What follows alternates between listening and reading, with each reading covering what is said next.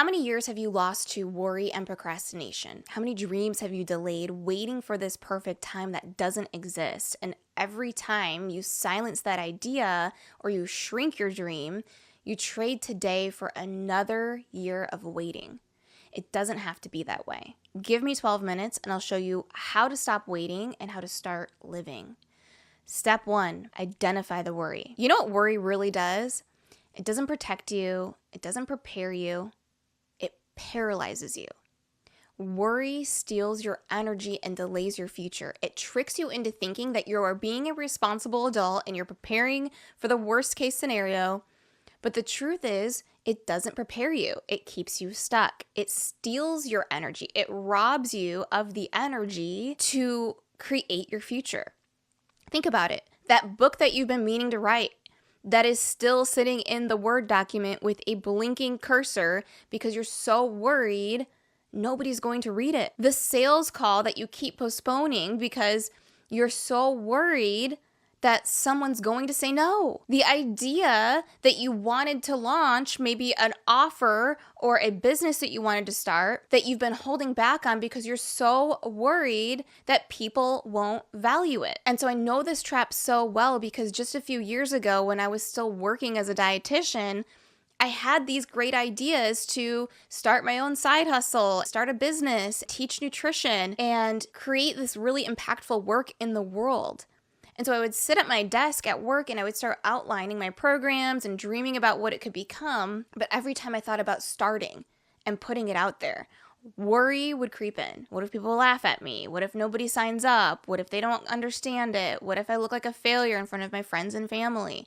And so those questions that I was thinking and worrying about were keeping me frozen.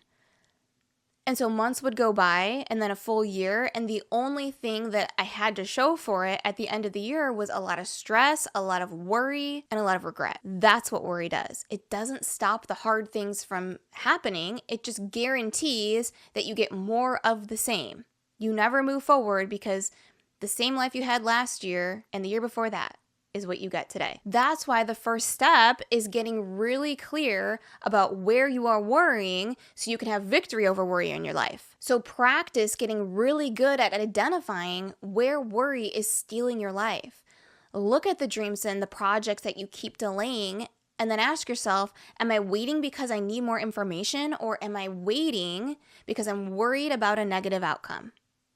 Step 2 is interpret the circumstances. Here's what actually happens in your mind. First, you become aware of a circumstance in your life.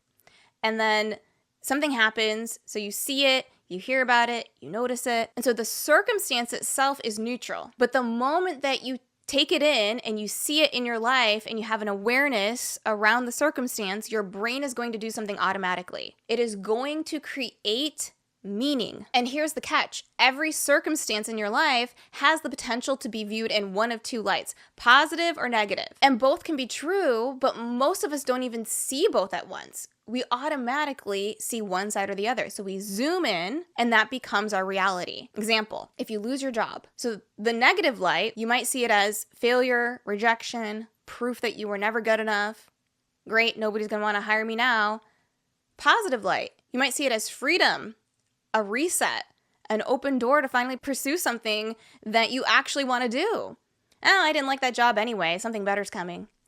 Both are true at the same time. Losing your job is painful and scary, and it can also be the catalyst for growth.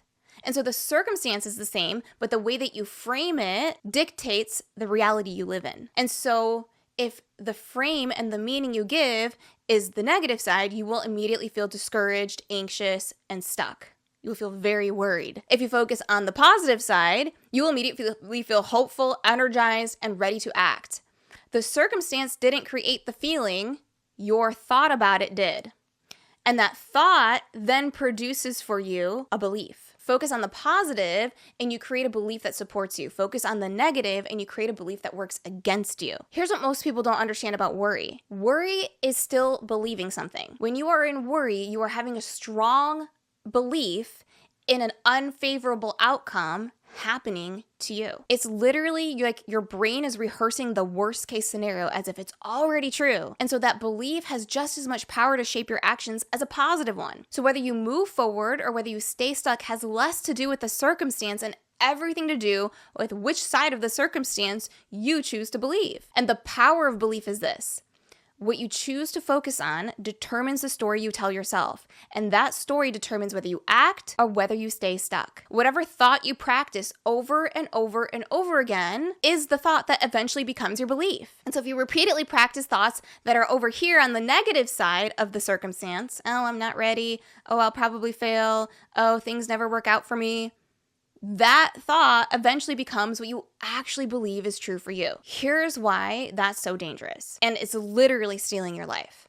See, most people don't realize that worry is just your imagination utilized in the wrong direction, rehearsing failure instead of rehearsing possibility. And so if I want to get my life back, one of the first things I need to do is practice the thought on the positive side of the circumstance. I can figure this out. This could be the opportunity I've been waiting for. I always find a way forward. And so that thought becomes a belief that supports you and pushes you toward action. Step 3, immerse in growth. Here's the truth. Growth will never be painless.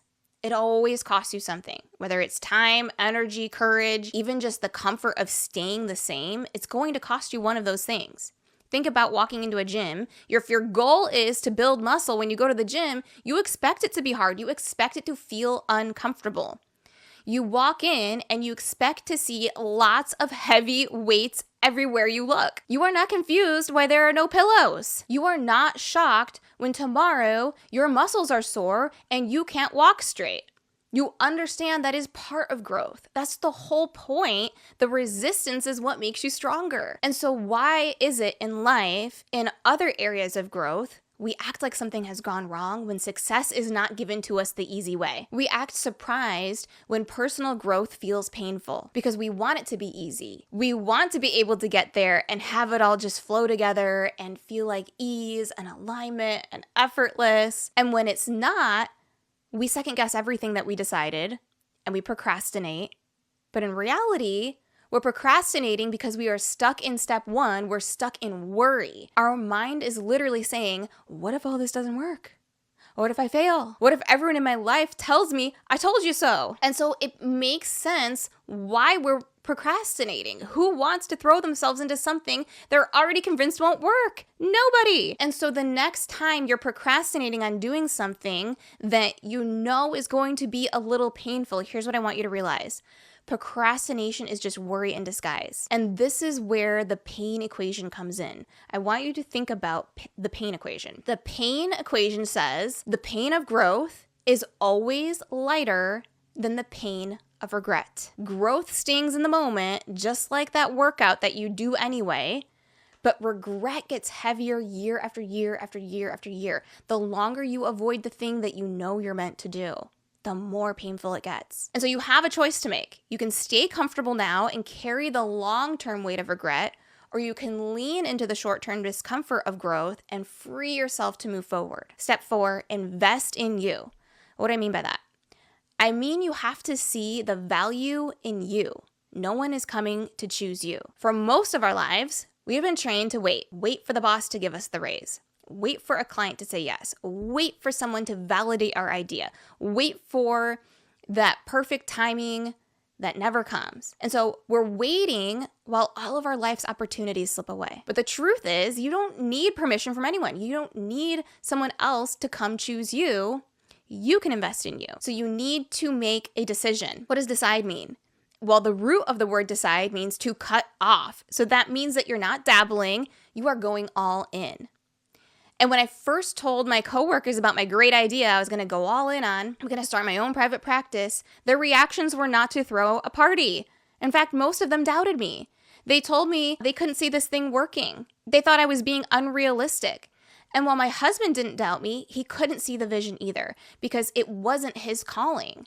How many of you have had people in your life that couldn't understand the calling you have had inside of you your entire life? They love you, but they can't know what you know is the right path for you. They can't feel the pull that you feel inside of you. And so for me, that was the moment that I realized if I waited for everyone else to see what I saw, I would be waiting forever. Their doubt wasn't my truth. Their lack of vision didn't mean my vision was wrong. It just meant that the calling wasn't theirs, it was mine. And so I just want to encourage you to choose yourself and stop depending on outside validation to move forward with the thing that you know in your gut is right for you. You stop waiting for approval from other people and you start creating results in your life. You stop trying to get picked and you pick yourself.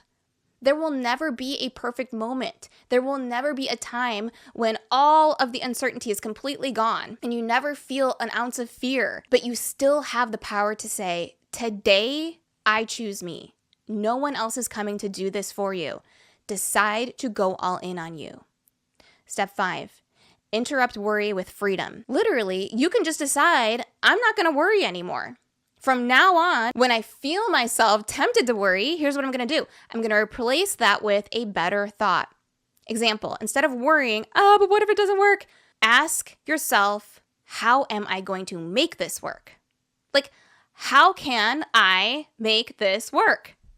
And here's the really interesting thing about those how can I questions. When you ask your mind a how can I question, your mind immediately goes to work on finding the way. And when you say to your mind, I can't, your mind stops looking for the way. This is a timeless principle and truth. And so this practice is really a practice of freedom. Stop anticipating the worst case scenarios and start anticipating the possibility. And the more that you actually practice this habit, the more natural it will feel, the easier it comes. You don't have to wait for worry to completely disappear from your life. You can retrain it.